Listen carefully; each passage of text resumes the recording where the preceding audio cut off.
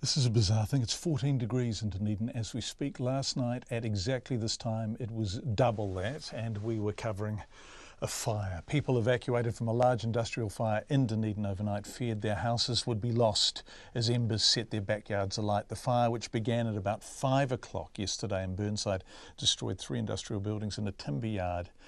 It's been contained well and truly. It's not entirely out though, despite the rain falling on the city. Our Otago Southland reporter Ian Telfer went to survey the damage. About 100 homes in Burnside and Concord were evacuated as embers from the fire rained onto their properties, fanned by the hot winds. Returning this morning in the rain, the smell of smoke still strongly in the air, residents told of their close encounters with the fire.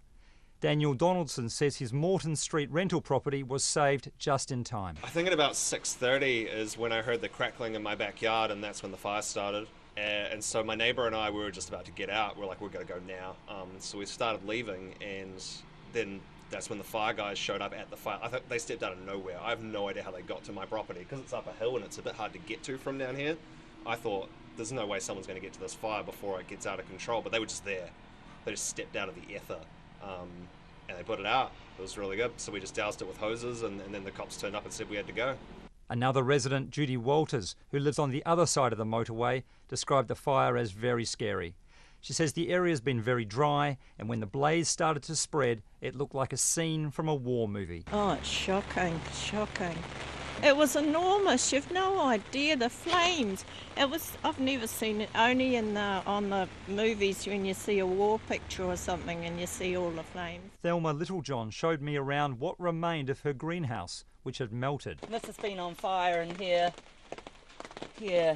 Oh, for goodness sake, your tomato greenhouse has been melted. Yes, my chilies and one side of it is just completely open now because of what the plastic's just melted away. Yeah, my son phoned me and said, for goodness sake, Mum, get out there and start damping things down, because he said that he was coming down the motorway and he said there's big embers landing on the motorway. But across the motorway at the scene of the fire, the situation is much worse. Some businesses have lost almost everything. The manager of Green Waste, Mo Niku, says he was working at his office at 5 o'clock when he saw smoke and rang 111. He says firefighters arrived and told him to get out immediately. I left office. I came outside in the street looking while the fire was engulfing the whole area. And all the trees, they were on fire.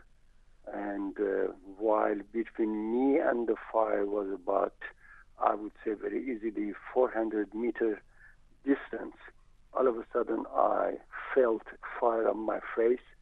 I turned back and I saw the fire is on the yard below us, which is another firewood selling huge yard below us.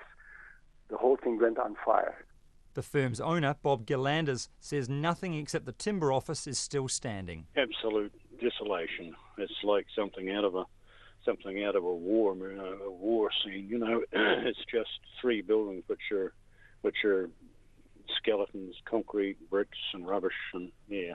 Bob Gillanders says he's sitting, looking at the rain, and wondering what on earth to do next. In Dunedin for Checkpoint, Ian Telfer.